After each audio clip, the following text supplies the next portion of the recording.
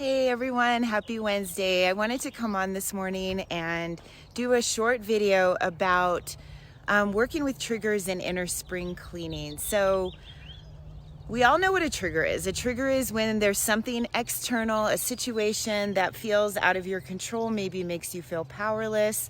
It could be watching politics, it could be engaging in a debate about something that you think is important and you're on the opposite sides of maybe a friend or a family member. And how do you navigate through those inner triggers? So the word that I want to bring up to you today is a word from Sanskrit. It's a Hindu based word, and it's also taught in a lot of other ways in both Eastern and Western traditions, spiritual and psychological, and it's Samskaras. So Samskaras are spelled S-A-M-S-K-A-R-A-S.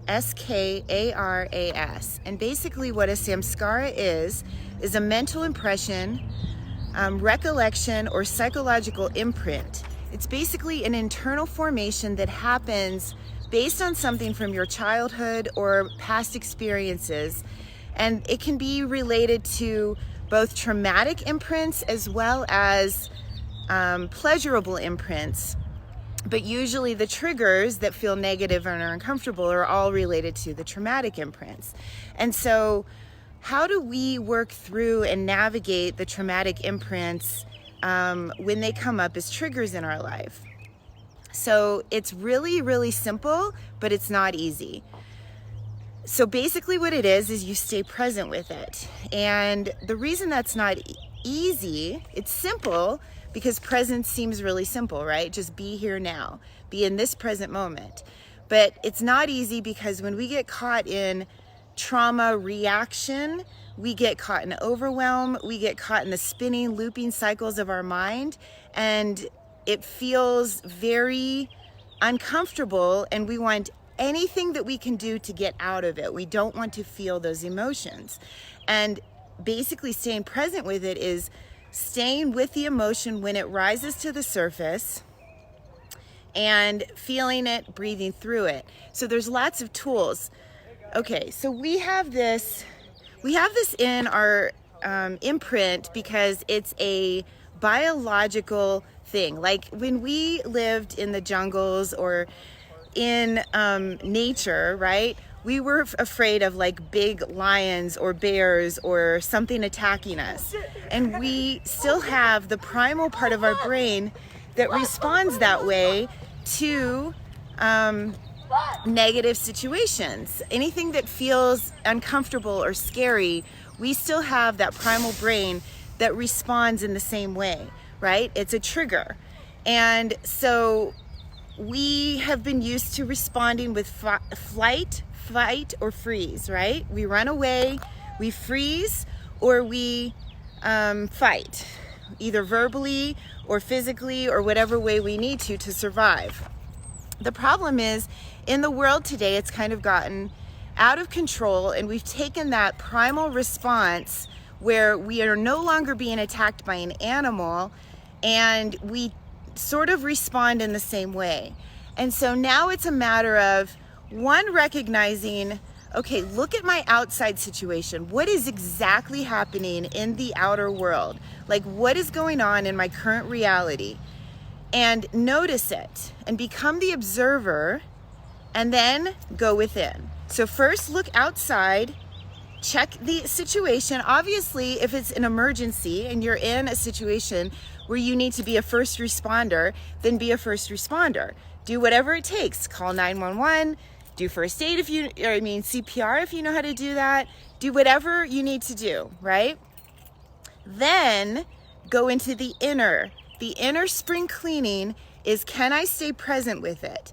And then there are tools. The reason that we have the tools like yoga practice, mantra, mindfulness, breath work is because we have a hard time just being present, right? So we need tools to calm the mind, because the mind is always trying to figure it out and solve the problem and get us out of the uncomfortable situation, whether it be mental or emotional or physical or whatever it is. But we're talking more the triggers being the emotional response to something external happening. Okay, so a mantra is one of the ways, and it's basically mantra means mind tool, and it's basically like saying something like, I am calm.